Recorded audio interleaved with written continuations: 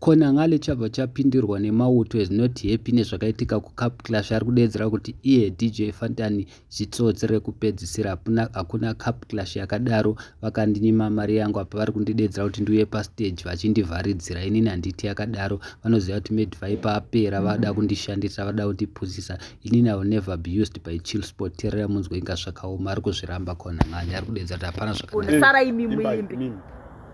Ready? Chabva chapindirwa nemauto awawa fambi vemadeko. I want to make it clear. So the interview about this. Kafa nangotaura kumafans angu inini. Andama ndikudzanyira kunze kumafans angu. Inini. Wachindifonera. Akitora nawe clash. Ndakavaudza kuti this clash ka. Handidi clash na Mad Viper. Mad Viper akafa kudhara. But I'm doing this for the love of music. Kuti mukomana adzoko mugame. Akaitoka map keduka. This clash atuita tikuronga zvinhu zvebasa. Haisi personal clash yenge iri personal yangu nambida iyi. Handiti yenge iri personal clash. Handiti clash yemunhu asiri kuti akapera kudhara akapinda akabuda. 1. Mad Viper kwandiri nini mukoma akapinda kudhara music. But ndakangoita decent for the sake of zvakataurira mbiti. Vakandidedza kumeeting vana. Fantani hasi kukwanisa kuwanika Fantani hasi kuwanika pastage pashow yenyu na Mad Viper. Handiti hasi kuwanika papi ipapo. Imuri kuita show yenyu muri wangani? Muri 2 tiesa mwe DJ ari kuiswa pache pemari team and all right. Tikapinda tese tomira pa stage muno oroiba tutanga show. 1 2 inini munoridza inarisi pa stage munoridza rhythm rangu siri pa stage inini for what reason andanga ndipa signal ndikuridza nakutenga ndiri kuchika clash ka 1 all right ndikupinda pa clash pacho inini muri kundipusha kudzoka back muri kundisundidzira muri kundiita sei ndifana kuita sei inini 2 ndopinda pa stage pacho all right Mad Viper winner andisikuramba boys sekutaura kwamuri kuita I wish kuti mapromoter angu mona muhayei zvinhu zvake zvichinje. Ana Fantana hawana rudo. Boys dai vanga vane rudo ka waifana kuramba ipusha Mad Viper. Hawana kushanda munhu ari kupisa panguva iyoyo. Ndovanhu vaya vane chimwe chana Shaka Zulu chichi vaziya. Chatakaramba isusu hatina nguva uye kutya. Handisvike Fantani who is he kwandiri. Handiwanike kwamasvikedei. Handiweneka ndakupinda neChuspo ndakapinda ndega naMwari wangu inini maiziya. Inini musanditseti atikeke kuti iwo wana Jack Radix vanondidedza kushow. Ndipeka mari yangu boys ndine nesekirende ndipe mari yangu wani. Amuna mari yamunondipa ndagara mota. Iti kurangana zemari kumuza ridhimba stage. Mafona wadairi mufisi kwacho anonga wasiko tiri busy. Saka muna ndite chi. All right. 2 step.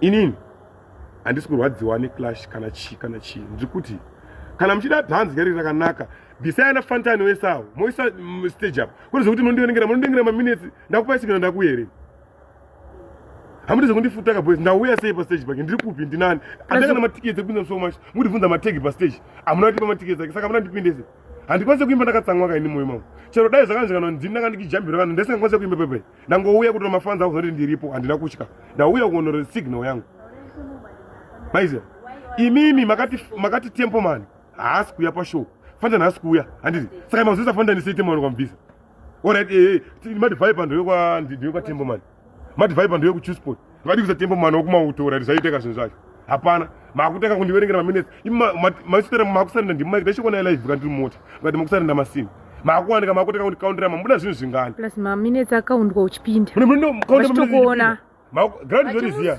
I know mutaka kundipusha boys asuda interview about this ma blogger ma team rangu remaningi ma interview sorry asuda interview about this ntaura pamwe pangu kuti mafans angu inini musandi ndoziziya chaita nditaure nje kuti ndaona kuti ndizotenga mene mabhadhara mari kundionawo pai vakaona kwakandisapota but saka ndauya kuzokuratidza ndiripo but hatisikwirira even socho dai uzondipusha pepe ndasingakwanisa kudze handiimbire mahara ndine mhuri kai taurai neni kuti mari muchati parindi kutongoramba handapa takasainirana hatina chatakawirirana saka munongondiita sei ndakuita zvekuti imi muda kuuraya zita remunhu zvamakaita vanhu ndokuziyai ka unhu wenyu Fantani ngaaite zvinhu zvake 1-1 muhombe sekutaura kwedu endi euda kumangoma but wakasangana vasinganzwisa nenge isusu chamutadzira kupera kwedhiri kusaite chibhandiri chekuda kuwanda naye 31 masiki vanhu vaya munoridza ridhimu rangu ndisipo munondiridza ndandiuyeka pa stage tomira ndinonzi clash ndokubata maiki yangu tokupondana kuti munoridza masongo 3 saka ndasiya ka kuti chiimba kakwacho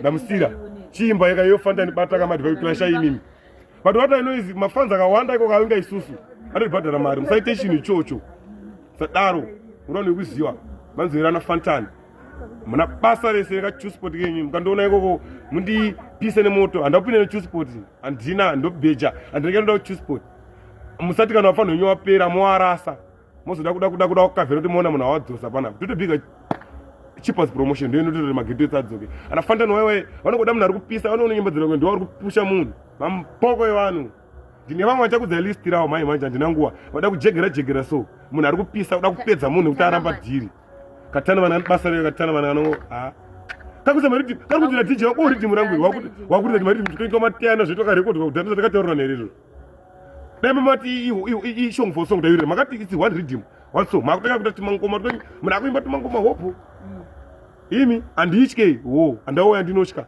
malenza chana we daenda ishereza bwana uya daisa tuita zvinhu zvaso ndaingota ini ndagara nokubhuku and boy ndikutsvaga ikweni kamari kacho katakapeka koko inini kanononi ndikatora pa week ipo vega ipo saka ndakangoenda for entertainment for my fans kuti zvokunzi this what ndizvo makanduudza sanduudze kuti iwafa ka yekuti munodedza munhu makutange support ka ethatoni kake kakaora ndosaka kasina mbiri kachikombisa kuti rasta tutsvuku fuck off.